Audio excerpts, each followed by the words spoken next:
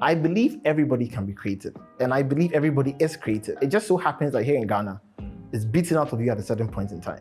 So before you get to a certain class, probably JHS or SHS, the creativity is destroyed. I would think creativity would be the voice you hear inside your head that's trying to get out. The higher you go, right, the more money you begin to make, the higher the responsibility. And the higher the skill set it requires to pull those things off. So you can be making more money if your skill is staying the same. Over the years, I've come to really understand that it is very difficult for people to make money. So when somebody decides to give you their money for a piece of work, you have to cherish it and you have to be very respectful. When I'm not working, you can find me. When I'm not working, when am I not working? All right, guys, welcome to the 4th episode of Unscripted with Raygan. And today we have, I don't even know how to describe him. We have a graphic designer, a photographer, and a filmmaker. The CEO of VOME, right? Or you're not the CEO? Not really, but yes, I'll take We have that Joshua Cleopas. And you know, interesting, 2 people on our show. Is it 2? Yeah, Meister and 11000 mentioned your name. So they were like, Joshua is doing this, Joshua is doing that. I was like, this guy has to come on. And that was even before I reached out. No, yeah, I reached out to you before they came on. I reached out to you, and after they came on the show, that's good. So we had to chase you. So guys, we are in the studio now. I mean, you can see this and everything. Joshua, welcome. Thank you, man. And thank you for having me in your studio. It's a pleasure. Very beautiful place.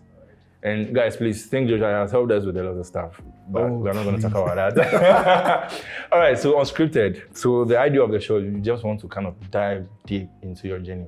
Who is Joshua Cleopas? Where did it start from? How did you build all this? Because doing graphic design, photography, and filmmaking is a lot.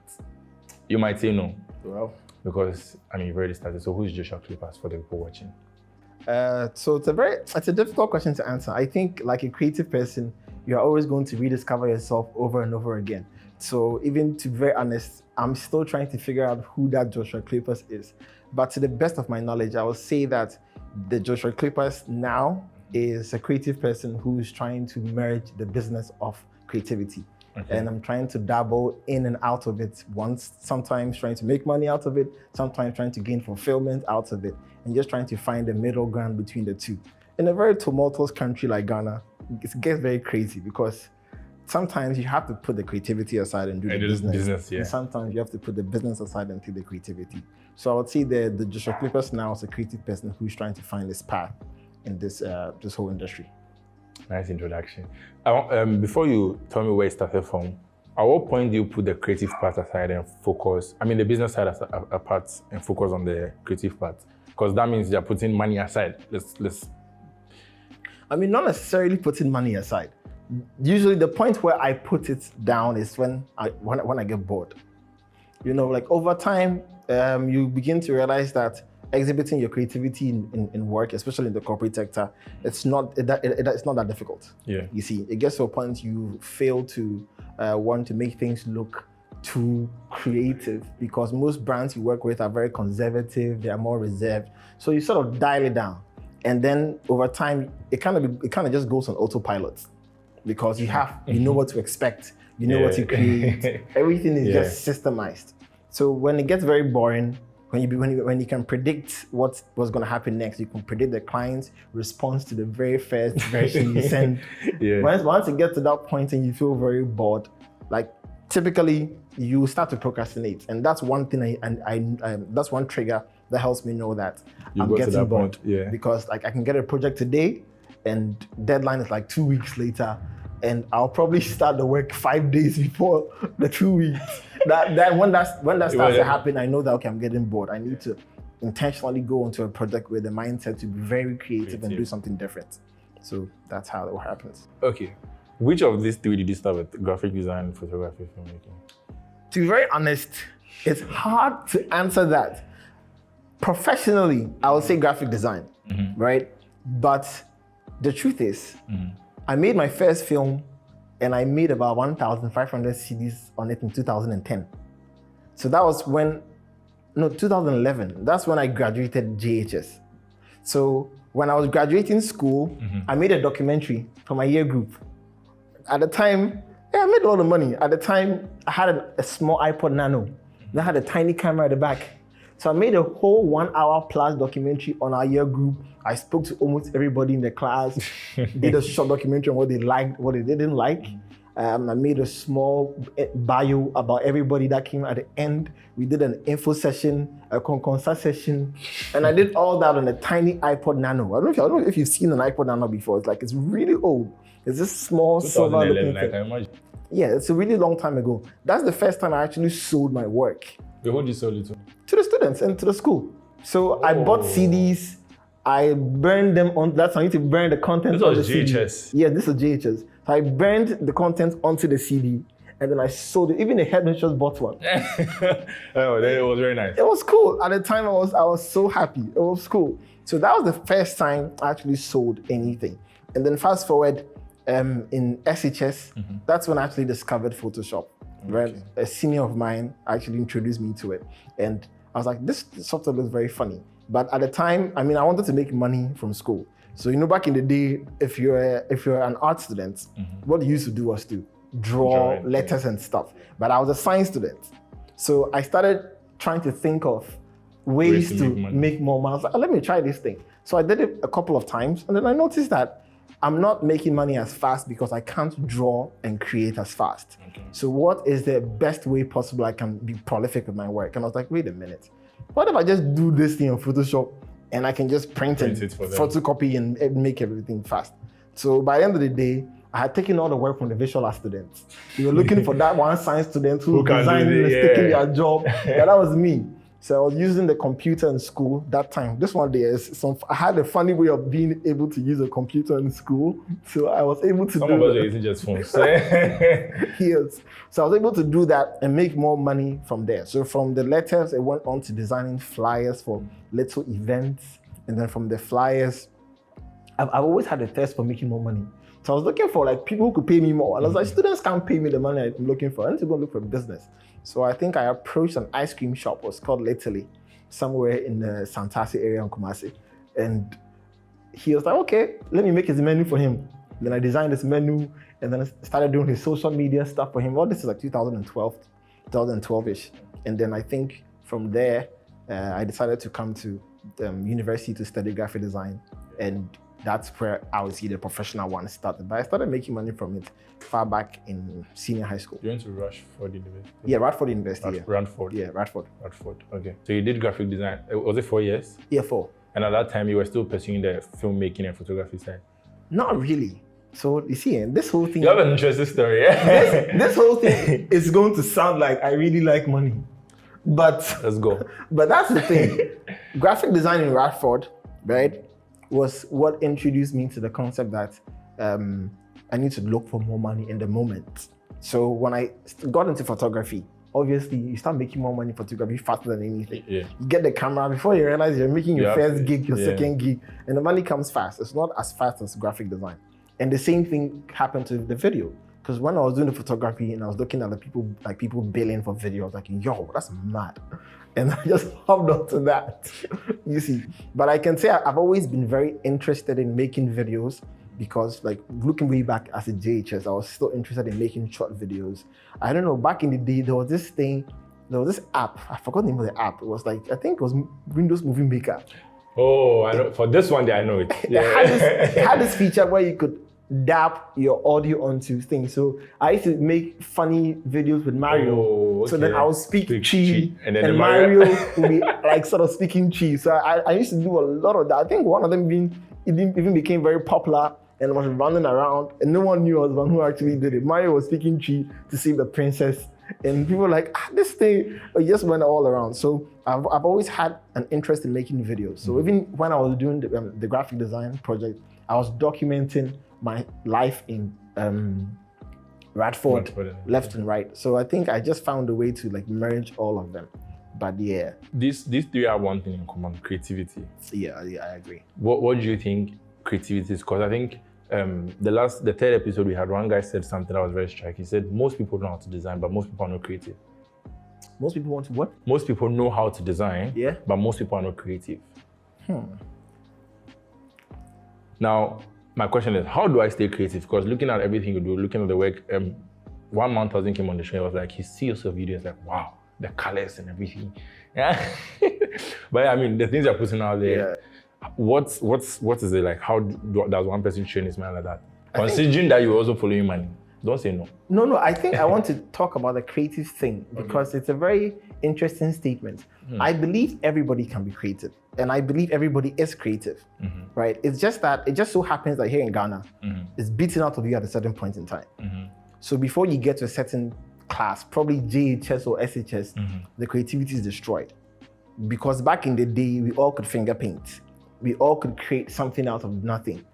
People thought we were being destructive. You take crayons, you write on your parents' walls, you take your father's car keys, scratch the scars, play with soup on the floor, draw something. I think we are all creative. And I believe that it's beaten out of us at a certain point in time. Just that some people are too stubborn to let it go. And to some people, it comes a bit easier than others. So I believe everybody can be creative, and I think everybody is creative. And so how do you kind of train that for it to come up? Well, I think you don't sort of train it. I don't know if I should say you should train it. You should just discover it and lean more into it. How? So let me give you a simple example. Because our output in this industry is considered the creative space, automatically people consider everything we do as creative. There's a lot of what we do that is strictly analysis, business, and psychology. True. That doesn't even need creativity. You need to be intuitive. You need to be empathetic to be able to do these things. When you design, you mostly begin to realize that there's a lot of empathy and psychology that goes into it. What will influence the person's decision to choose this and that? That's not really creativity. It's human psychology. How does red have an effect on somebody's psyche? How does the color blue make someone feel? That's more psychology than it is creativity, right? But because they are so closely linked, it's difficult for people to separate the two. So how would you define creativity? I think creativity would be the voice you hear inside your head that's trying to get out. The voice inside your head that is, maybe creativity and your gut feeling might be the same person. Because creativity lets you do so many things that you wouldn't have thought you were gonna do. I know accountants that are very creative. I know business owners in the solar industry that are creative with their approach. I've shot documentaries for people who are doing different work in very remote parts of Ghana, and their solutions are super creative, but they're not exhibiting it in the creative industry. So I think the word creativity is broader than we think. Maybe we in the creative industry, we are trying to monopolize the word, but to be very honest, I think it's a much broader term than that. Okay, back to graphic design. What was your first professional gig amongst all the three? Graphic design. Like I said, my background has been so muddled in experiments that I don't know if my first should be the one I did in class 5, where I made money from, or I should say the one I did after uni. Let me see. After uni, you lost it. Because even before uni, there was the whole flyer thing, and I didn't make it it really worked out. So I see how difficult it is. Before that, you said you kind of try this sometimes because of the money. How do I make more money? But then again, how do you balance it with getting better? Because sometimes the money becomes it has never been. I don't think so. The higher you go, right, the more money you begin to make, the higher the responsibility, and the higher the skill set it requires to pull those things off. So you can be making more money if your skill is staying the same. You can't be making more money if your skills are staying the same. Right. So it's not as if chasing money is the opposite of what you're saying. So maybe in your mind, it looks like this. If you're chasing money, you don't get enough time to build your skill. And if you're building your skill, you're not making a lot of money out of it. But what I'm saying is, to make money to some point, it goes hand in hand with the skill. Because when the decision makers are looking for people to do something, that's what they say. Hey, who's the best guy who makes videos in Ghana? Let's call him.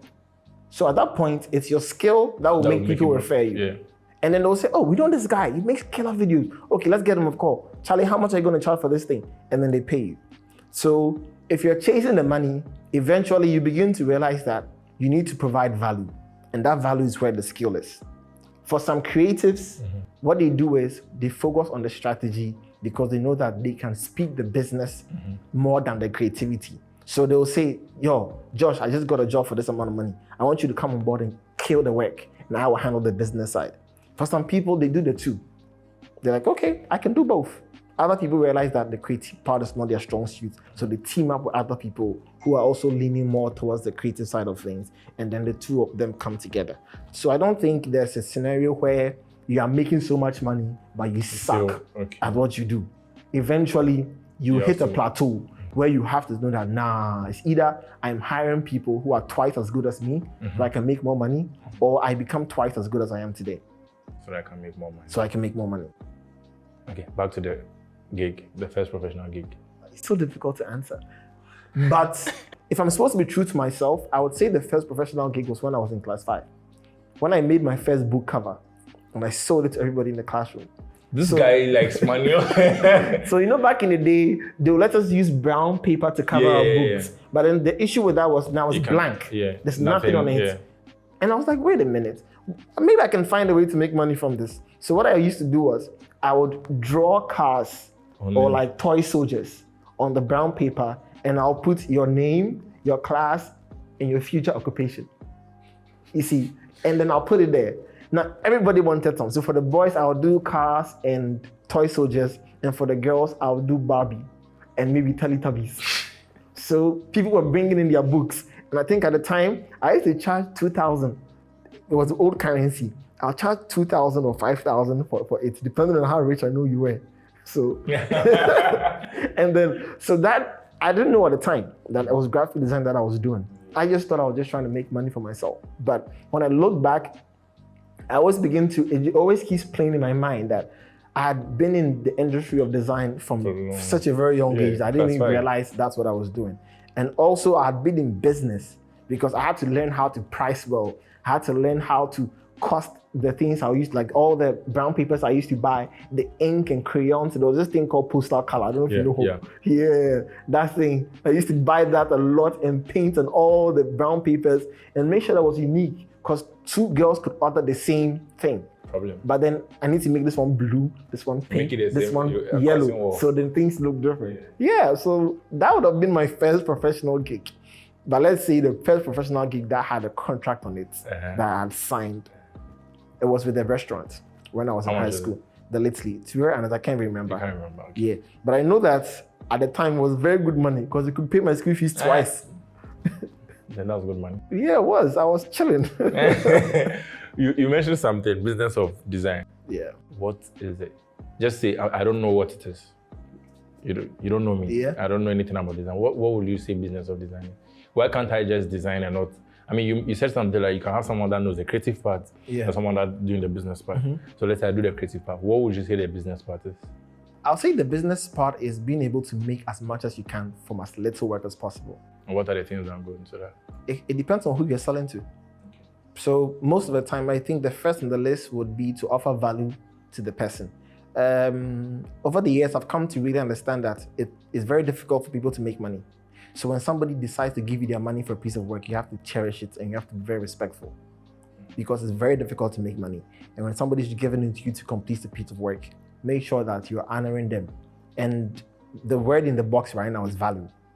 And value is not what you define it as, is what they define it as. So if somebody comes to you and needs a logo and you design icons for the person, even if you spend 20 hours on those icon designs, you've not really offered value, because it's not solving the problem they brought, right? So value starts with you asking the right questions. And once you know the right questions, you can provide a tailor-made solution to those questions. And if the person is really happy, they will say you've offered them value, and then they will refer you. So the business of design is being able to understand the value that you can create for other people in a way that solves their problem and not yours. So say I get a client and you did, I think this was one conversation I was going on in one of the design groups, right? That, okay, I did this for the client, they didn't like it, they wanted me to do this was trash. I mean, what the client requested was trash and all that. In such a scenario, what do you do? That one is very simple. Do what the client wants. Yeah, I mean, it's going to be a tussle when you push and pull and push and pull, right? Because this person strongly believes that you are going in the wrong direction and they want you to come in this right direction. Like I said earlier, it's hard to make money. So when somebody decides to give you that money, you have to respect it. So in that point, I'll give you my professional advice. I'll say, hey Ray, I really like you. This project is going great, but I think this small input you're putting in might put us on the wrong path. And usually I'll cite the brief or some kind of discovery session we did that points at the solution and say, based on the discussions we had earlier, this was the right solution. This puts us a little bit away. So I'll give you my professional recommendation. But when you still insist, trust me, I'll do my best to make sure that I fit your opinion and perspective in the best way possible. So let's say they want it red. Make it so red that you're bleeding. And I think red won't really work. Maybe I'll try and tweak it a bit towards the orange spectrum. So it's a little bit like red-orange in a way that can still make it work. And not just say you want red, so I drag and drop red. For most clients, the compromise looks good for them and they're okay. And then I'll do it their way. Maybe what I'll do differently is when it's time to share the project, maybe I'll still share the one I preferred and not the one the client preferred. And that was the same thing the other guy to say. Yeah. So you put the one you did out there, and not. And to be very honest, there are times when there has been times where I was happy the client was stubborn, because it turns out that they were right, and the final project, the final file was way better than what I did before.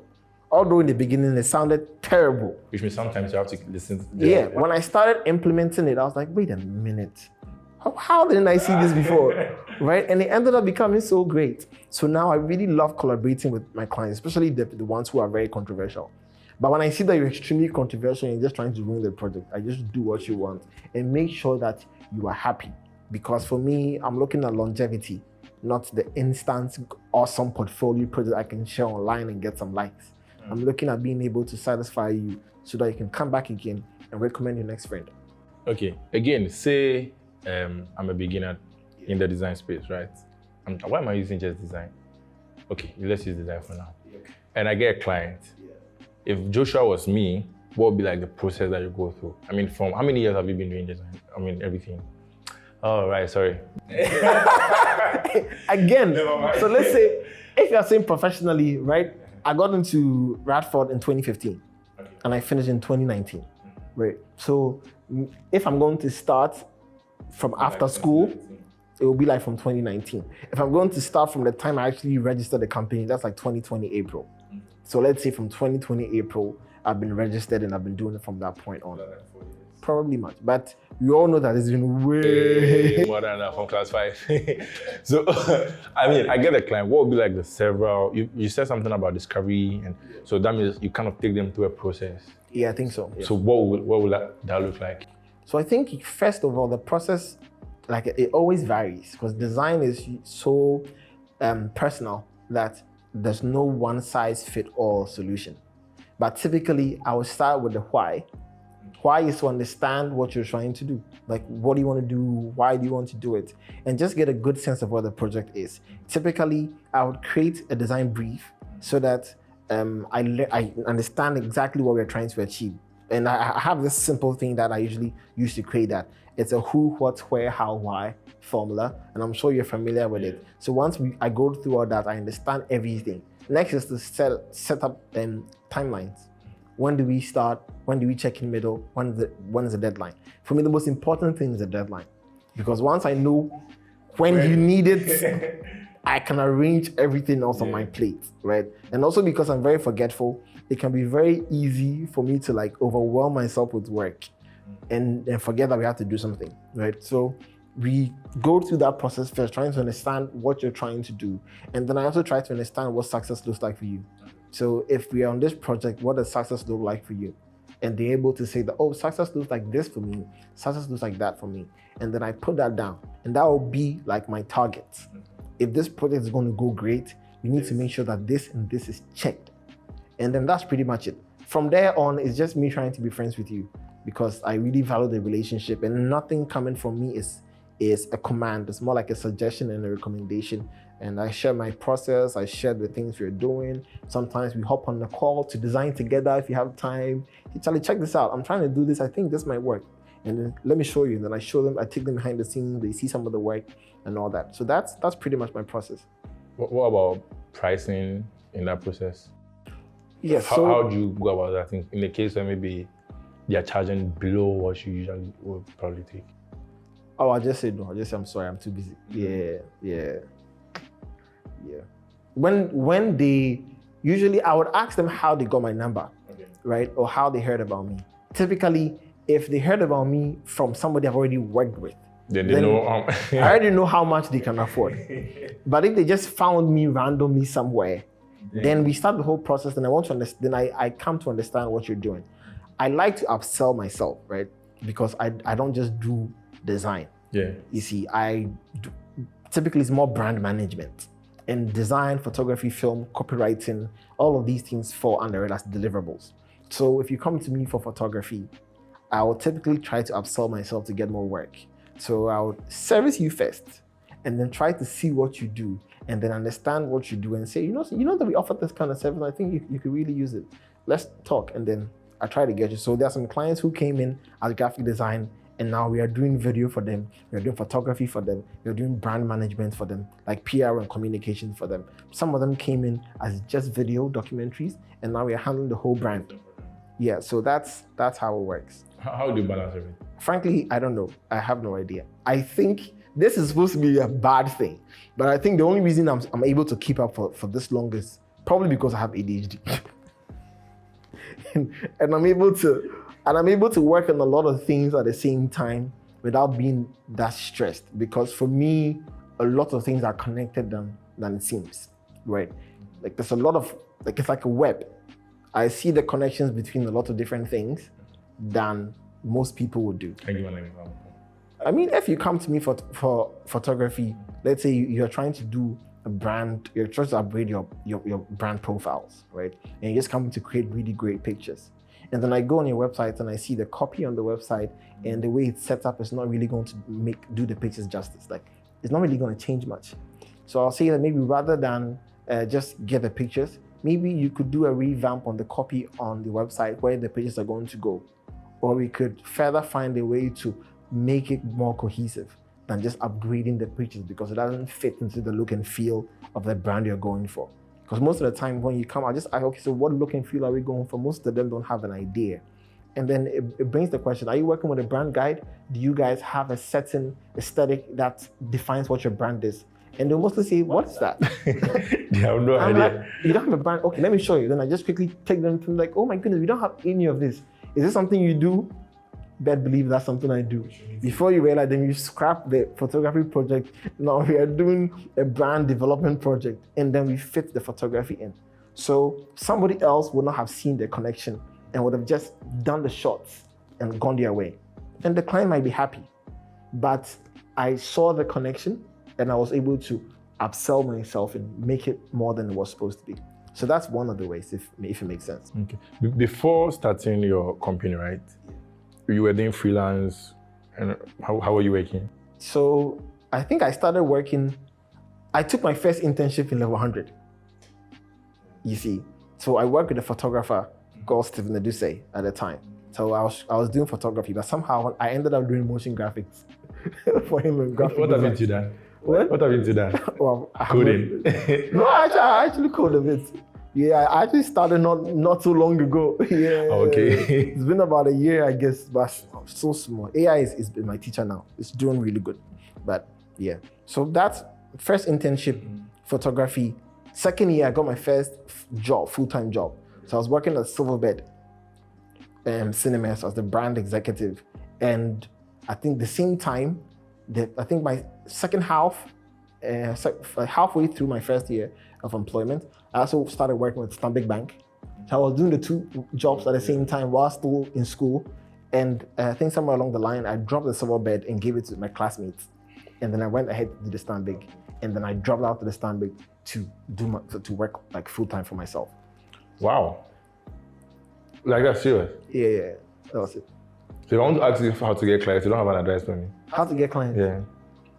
There are plenty of ways how to get clients. How do you get clients? Because I mean, from how you are speaking, it means you got this. So for the graphic filmmaking, once you were done with whatever you just went and you started your company. Yeah, I mean, if you're friends with Daniel Lampofoy, there's a certain level of confidence that rubs off you, because he's a very positive-minded person.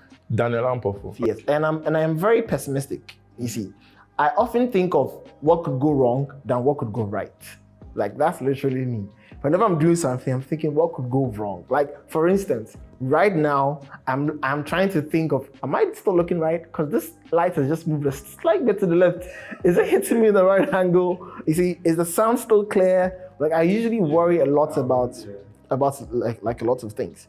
But he's somebody who would always try to tell me that, Caliber, you the spot, keep going, just do it. And I have had, to be very honest, I've had a lot of luck with meeting certain people at very early in my life that made me see the possibility that I wasn't seeing. So sometimes I borrow people's confidence in me, and I do not even think about my own confidence in myself. I'll say, Ray thinks I can kill it, I'll kill it. And that's it. I try as much as possible to drown my own doubts so that I don't get pushed away. So maybe the way I say it makes it look like it all just happened. Because the silver bed job, the way it happened, it came through the HOD, it came to the school, and the HOD said, no, Josh is the one who's going to do this. And I got there. And through that job, I did something else, and I ended up in Stanbic. And from there, I had a lot of advice from people because they're like, Josh, you can do this, you can do this, you can do this. Just try and make your own thing so you can make money on all that all around. So I was like, okay, why not? And had already been doing that sort of like freelance. So it was only right that I don't just go look for work, because I didn't think of myself as somebody who would survive 9 to 5. Not because it was stressful. You know, one funny thing, there was a time in Stanbic, right, that I think we were in September. I had finished my work all the way till February. You see, so that's how it was. They were very systematic with their process. Yeah. So they would have a lot of the work. Yeah. So I could just finish my work all the way to like the next year. And I was just chill in the office, playing music, doing office DJ. So one of my bosses there would always try to find something for me to do. He was always advising me that, he's called Patrick Kwanzaa. He was always like, he always tell me that, Charlie, like, I'm really good at what I do. I should think of it more seriously. And I was like, okay. All right. And my actually used to tell me the same thing. She actually made sure that I finished Radford, because if it wasn't for her there, the money would have taken me away. I think, well, the first time we texted, you mentioned something that one time you questioned the teacher in class and they were trying to sack you. Yeah. Anyway, so VOME, that's how you pronounce it. Yes. VOME. Yeah. Where's the name from? It means voice of my eyes. Voice of my eyes. What was the inspiration behind it? Like, you just...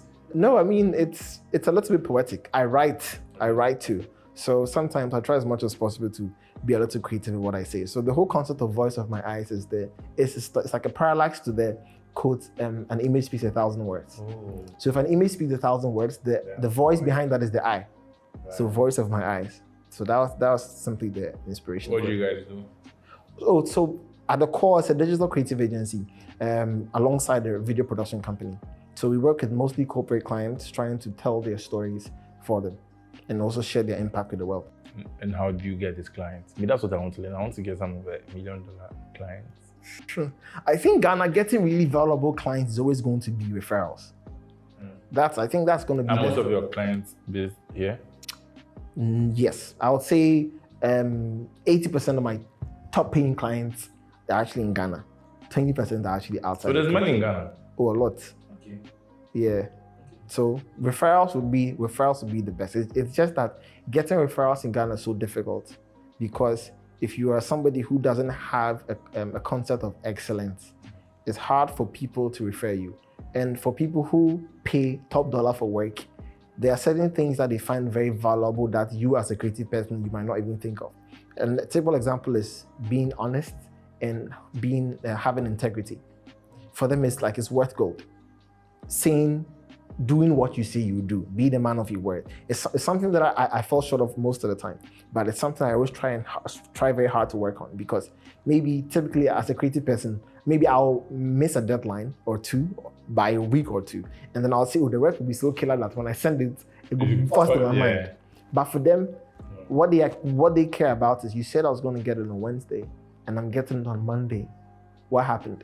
And now the work looks stale. So I noticed that for them, if they're going to refer you, mostly it's all about integrity. And if you have if you're very honest, they're able to just push you along the way. And if you have a friend who's paying you, let's say 100K for a project, trust me, that person has another friend who can afford 150 or 200. And then it just keeps going on and on and on and on. 80% of my revenue comes from referrals.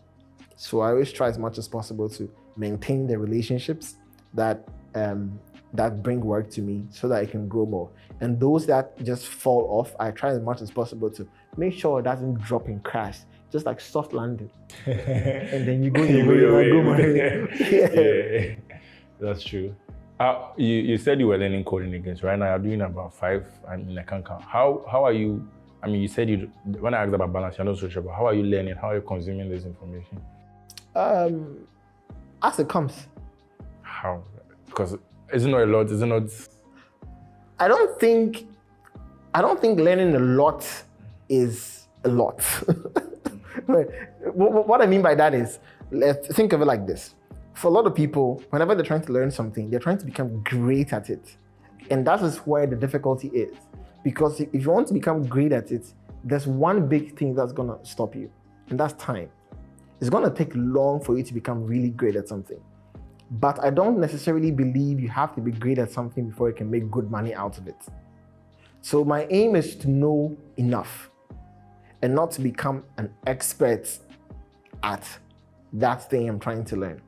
Until it gets to a point where I know that, okay, this can be my main source of making money, or this can be my main revenue model, then I'll put in more attention, and that becomes my priority. Then I aim for expertise. But before that, I have more of a curious mindset. Let's go and let's see how this works. I want to understand the process. I want to understand the industry, and then I learn as much as I can with the aim of being good enough. And it turns out that in Ghana, good enough is enough. You posted something. This is a very interesting thing because there's something I'm trying to learn, and the only thing stopping me is I look at the amount of time I need to put in to get good, and I'm like, you know what, let me just put it aside. I mean, we are in the 6th month, right? Yeah. From January, that's always been it. I'm about to get in, I'm like, this thing is probably going to take me like a year or 2. Am I going to, invest that amount of time into this, and then 2 years' time, start making money from it? And I think that was a very interesting way to think about it. But a year or 2 is not long at all. For me, it's long. No. Then I think you have to reevaluate what time is to you. Because a year or 2 to learn something, I think, is great. It's like what Malcolm Gladwell said in his book, that it takes 10,000 hours to become like a master at anything. So let's say you aim to become a professional, right? That means like it'll take you like half the time, 5,000 hours. So let's say dedicate 5,000 hours to a new craft, and you begin to realize that the bar of progression is not as linear as you think. So let's say you have a whole year to study, and you have to go from 0 to 100. You think 0 to 100 within a year is going to be like month 1, 0, month 2, 10, month 3, 20. It could be month 1 to month 8, 20. But then from that period, it's 20 to 100 within month 8 to month 12. So I think Daniel calls it the compound effect. Things are not linear in the real world. Things are not black and white. They are different shades. So when you're trying to learn something, you might easily realize that it might take you a long time to grasp it. But once you understand it, from that point on to becoming really good at it, might not take you that long. You struggle in the beginning trying to find your footing, trying to understand the tools, the softwares. But then once you get that, it's going to take you relatively short to actually start monetizing it. For all you know, it's going to take you your first paid project.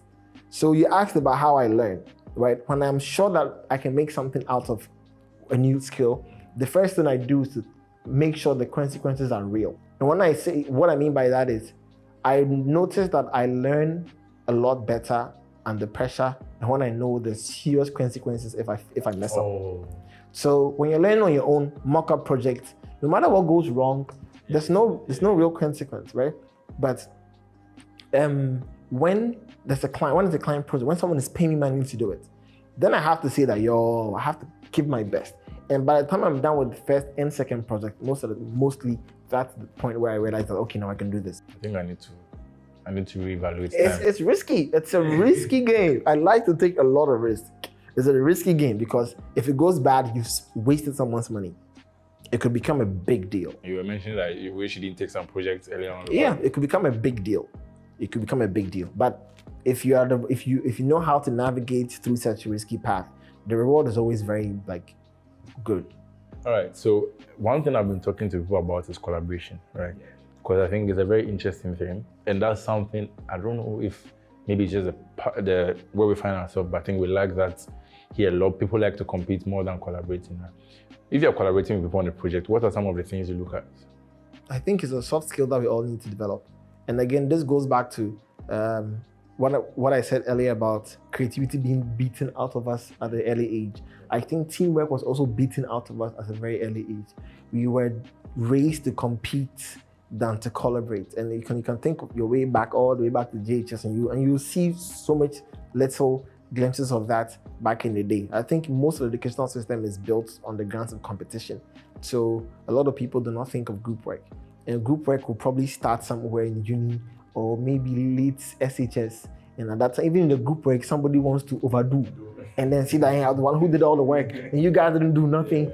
It's there, and it's going to be very tough to beat it out. So I'll say one of my greatest feats of collaboration is me and the whole DEX team, how we've been able to put everything together. And like, to be very honest, I think the collaboration has worked because we all have passion for what we are trying to do, and we are all really good friends. So it wasn't so difficult to sort of just work with each other. We were good friends before. We all had the same vision and mission for what we are trying to achieve, and that was great. Outside of that, running the whole VOME team, collaboration has really been built on really, really good communication, very, very effective and timely responses to feedback, and also sometimes just being very respectful of each other's time. And most of the time it worked. How is it like running a company? In Ghana, or how is it like running a company in general? Answer both. I think in general, like, you have to be a madman to want to run your own company. You're a madman. I guess. Because it's very difficult. Like, it's so difficult, especially when you have to run a creative company, because creativity is not something you can snap your finger, then it comes to serve you. But yet, when you want to make money out of it, you have to be able to call it like instantly and it shows up. It's like Aladdin rubbing the genie lamp and the genie pops up. But sometimes you just wake up and you just are not in the mood to be creative or to do something creative, because it takes a lot of brain power to think outside the box. It takes a lot of time to be different, and it takes a lot of time to do things that are creative. And to make money out of it in a country where people see it as a tool, you have to be a madman to want to run a creative agency in Ghana. Yes. Is your company registered in Ghana? Yes. But it's extremely rewarding. That I'm not gonna lie. Because I would sometimes text some few first friends of mine that the thing I love so much wants to kill me. Right? And it's something that J. Cole said in his song that caught my attention. He said he's supposed to be on a vacation, but this passion is making that impossible. And I just resonated with that line so much, because how am I the last person to enjoy the fruits of my own labor when I'm the one running the show? Yeah. Like, it's so difficult to be able to be in the moment when you're running your own company, because you have to think about the future more often than not. You have to look at things that you typically wouldn't have to look at if you're a creative person, right? Sometimes I just want to create. I just want to work and do beautiful stuff. Yeah. But sometimes you also have to be strategic. Right? Let me give you one typical example. When I started to price based on video resolution, like 1080p, 4K, 6K, right? I know at the end of the day, the final work goes back to speak to my quality of work. So when the client can only afford 10K, and I'm still going to take the 6K camera anyway, do I go there and just switch to 1080 and shoot myself in the foot? Or do I just go ahead and do the 6K? Yeah. Because that's what I have, right? And if I do that, what then happens? Is the client going to come back again for the 6K or the 1080? Because they probably think what they saw is 1080, so why should they upgrade to the 6K? So sometimes you have to make strategic decisions that might look like you're shooting yourself in the foot to be able to maintain sanity in different price points and packages. You get it? So it's hard. Like I said, you have to be a madman. The fact that you call yourself a madman, how many employees right now? I think 8. Are you hiring? Yes, I think 8. So we run a mixture of, if I'm supposed to count some of the part-time and the freelancers, then it'll probably be more than that. Whoa. But currently we're working very closely with 8 individuals who have my heart, to be very honest, because I stress them. You stress them. There's no rule for hiring so that in case someone is watching it. Oh, no. I think right now, right now, this August, we're taking 3 interns from one school, and I just am in the process of hiring 1 creative writer. So I think in like this particular period, we are going to have 4 interns, but I'm not really taking anybody full time at the moment. What school is that for the intern? So for the interns, we are taking 3 from the Design and Technology Institute and 1 from Ashesi. Yes. Are they being paid? Yes. Oh, this is so cute. I mean, most internships in Ghana don't pay. So. Well, I think I got paid during my internship. So we're lucky. Yes, and I was very lucky. Well, I didn't do internships. I don't even know what I'm talking about. I got paid in one of my internships. Yes, so I always thought that. And to be frank, in Ghana here right now, like how are they supposed to come here? How are they supposed to work? Like it wouldn't work. Did they pay internship? Internships were not paid. Internships have been paid. Were internship paid? Sometimes, because it was like a rare thing, to be honest. It was like most companies need an opportunity, to be honest. Right. I think I'm confusing NSS. internship with NSS. Yeah, NSS was right. paid. Right. Internship but the internship they're going to get paid. Yeah, that's a very nice thing, and I mean I like what they're doing over here. Anyways, for the creatives watching, right? Mm-hmm. One thing I told you, I spoke to you back when I was on campus. I think I was still early in the design stage and all, and I saw what you were doing. I was very inspired. I was like, this guy, I like the way you were thinking, I like the work you're putting out there and all that, right? For the people watching who want to kind of start this journey, maybe some of them started joining class 5 and they stopped and all that. What advice would you give them? Should they be a mad person? Yeah, I'll just say they should just do it. Like the world is too big for you to think you are somebody above, or for you to think somebody's looking.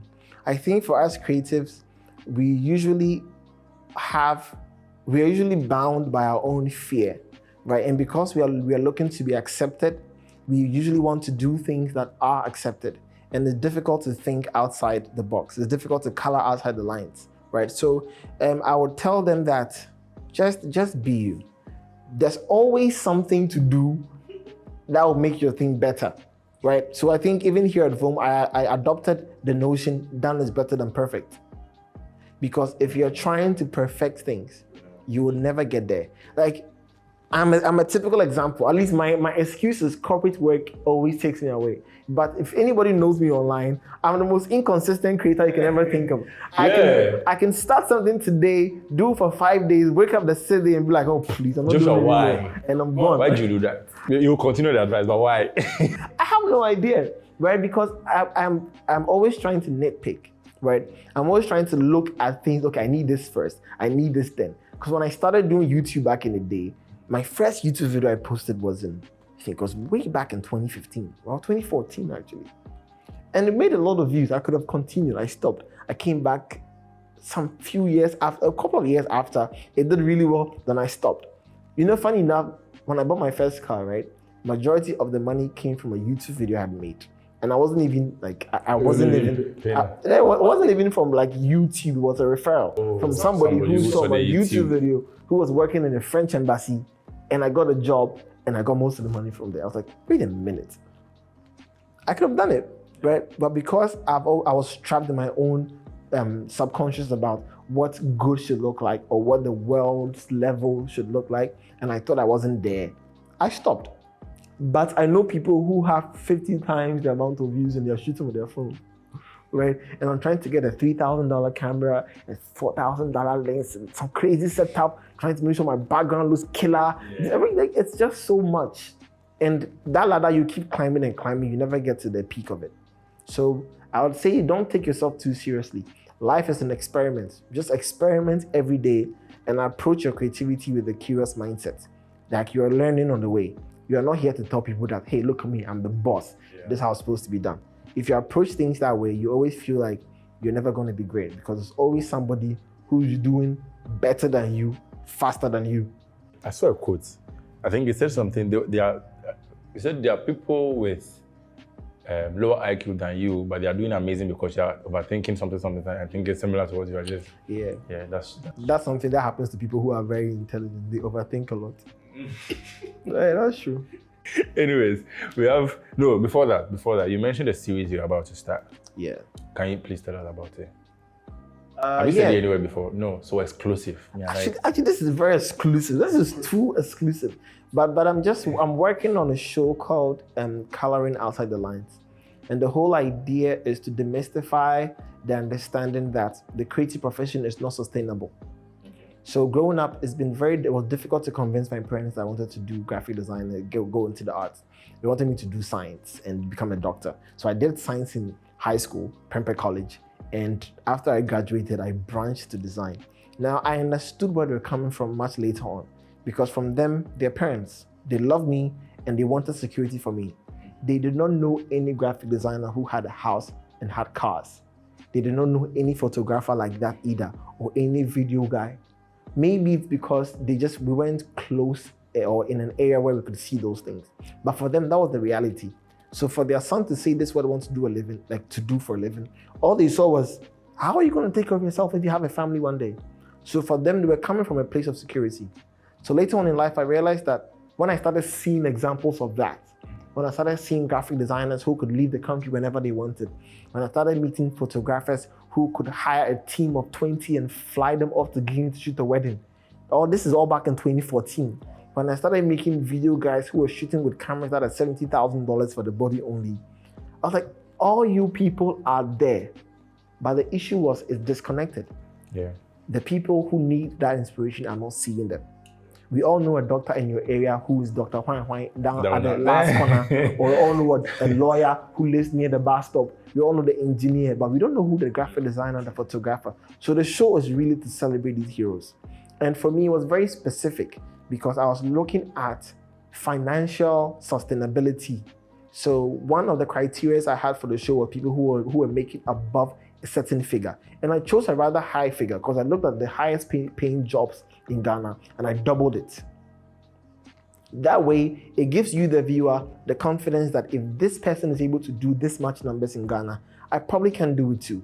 My dad will always say that shoot for the moon. If you can't reach it, you might be among the stars. So if you're aiming for that and you don't get it, you might probably be a little bit below. But yeah, that was the idea. And it hurts me so much that that concept is still being preached.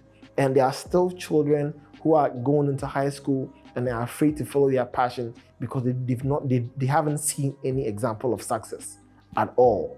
But every day they are seeing success in all the other fields, but in the creative industry. So that's the whole premise of the show, to really demystify that misconception about art. I mean, we all know Joshua. He might not do it, so please give us a date. Oh, I can't give you a date now. But I'm actually, it's one of the things I've taken very seriously, one of the projects I've taken very seriously. No. Production might be done this year, but for it to see the light of day, I really can't give a date. Joshua Cleopas. Anyways, the last session, yes. I call this repeat and complete. So I'll say a phrase, then you repeat the phrase and then you complete it. Okay. It's pretty simple. Don't think too much, please. Okay, I'll try. Okay. When I'm not working, you can find me. You repeat it and then you add this. And don't think too much, Joshua. When I'm not working? When am I not working? Wow. That's like saying what I do when I'm not. When I'm not working, I'm working. I mean, you can find me working. So you seriously don't have any other thing? I take a break from work to work, right? So you can imagine the face of the people behind the camera. I could be working on a branding project, right? Yeah. Maybe I'm designing some logos for some people. And I'm like, I'm too tired. Then I switched to go and do the video editing job I hadn't completed. Now I'm taking a break from the design, but I'm still working. You play games? I used to, sometimes. Daniel is the one who makes me play games most of the time. Because when he's coming over, he brings his PlayStation 5, then we play. So maybe, but that is not so, it's not so frequent. So that's what I mean, I take a break from work to work. It's not healthy and I wouldn't advise anybody to do it. But it works. In my mind, it's two different things. And the second thing has now become... No, it's not. The second thing has now become fun. It's still working. Yeah. So if not... Guys, he doesn't have an answer. Second question. Maybe I'll probably be reading manga or something. So you don't watch anime, you read the manga? Yeah, the animes are always so far behind. And I have patience, but I would read the manga. I'll finish the manga and I'll never even watch the anime. There's so much anime that I've finished the manga, so I don't have any interest in the anime itself. But I like the manga because it allows me to imagine how things could look like. Okay. Yeah, sometimes when I watch the anime, I'm so disappointed. I'm like, the punch was not enough. So yeah, I'm more like a manga guy. Oh, interested. This guy is interesting. Okay, second thing. One thing people will be surprised to know about me is, Joshua, don't think too much. We'll fight. It's a very difficult question. How will I know they'll be surprised? I don't. Something people don't know. Okay. One thing. Okay, this is good. This is cool. One thing that you will be surprised to know that I could cry when I'm watching cartoons. Like the story could be so sad, or it could be so exciting that finally something happened. I just have tears when I'm just be crying. Oh, so yeah. Yeah, so that's one thing that people be surprised. I'm not hard guy at all. Okay, I think this one should be simple. The first app I open in the morning is. First app I open in the morning. You know, you said it to yourself. Realize people overthink a lot. No, I have the time. I mean, I have to imagine myself waking up in the morning to see the first app I open. Go ahead. Charlie, depends. Okay. I don't think typically. On a typical day, I think on a typical day, I'm more on my computer than I am on my phone. So first app I would see on my computer when I wake up. Maybe DaVinci Resolve. It's probably DaVinci Resolve. Yeah, I think it's DaVinci Resolve. Okay, if I could have any superpower, it would be any superpower. Charlie, this superpower question there. If I could have any superpower, I think if I could have any superpower, it would be the power to be able to take people's pain away and have them live peacefully. What? I'm a very empathetic person. Like I said, like I cry when I'm watching things. I'm a very empathetic person, so I usually try to help people as much as I can. And I can't stand to see somebody going through a bad time or somebody having a tough time. It hurts me a lot. So if I could have any superpower, it would be the power to take people's pain away so that they can at least have a chance at happiness. Nice. This question, I know you don't have an answer, so I'll read it and answer my favorite. So my favorite way to unwind after a long day is stop the work I'm doing and do another work. All right, that's the answer, right? The question would have been, if I'm very stressed out with work, what will I do? And what would that be? You see, if I'm very stressed out with work, what I would do is I would call my sister, Joanne, and we just talk. By the time I'm done talking with her, I'm reset. You don't call your girlfriend? No, I don't have a girlfriend. Oh, sorry. If I could travel anywhere in the world right now, I would go to... I'll go see my sister. I'll go to New York. Oh, what's her name? Joanne. Is she married? Yeah, she has 5 kids. Sorry. To me. If I could swap lives with anyone for a day, it would be anyone. Anyone. Swap. Probably my dad. Why? Because he's just a cool guy. My dad is a very positive person and he's a very inspiring person for me. As much as, like early on, as much as he disagreed with my career choice, he still provided me with the best of his resources. And I think for him, he was like, go do what you want to do. I don't agree, but if you really believe that's what you want to do, it's going to work out.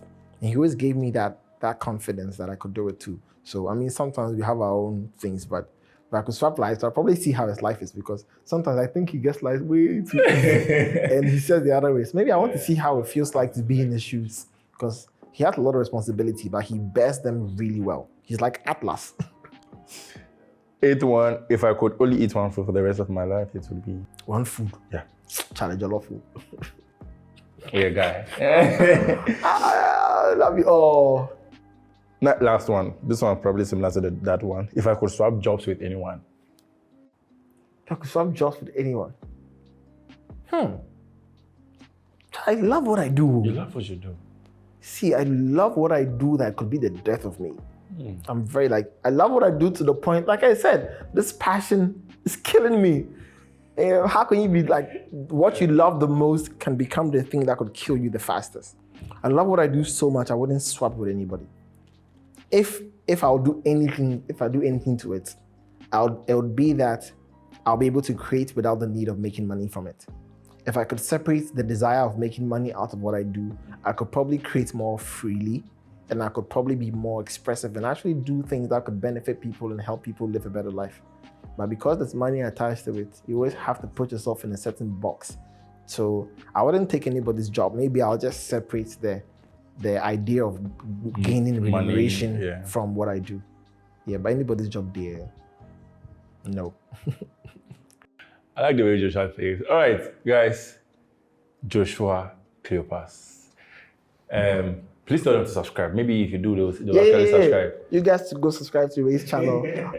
I'm sure he has a lot of crazy people on his rooster. It's like he's going around. You mentioned Daniel right now, so I'm going to chase him. You're going to chase Daniel there. Daniel. Yeah. I'm going to chase him. All right, guys, please subscribe, like, share. We'll leave every important link to his Instagram, even though he doesn't post a lot. I'll try. Thanks for watching. I'm changing.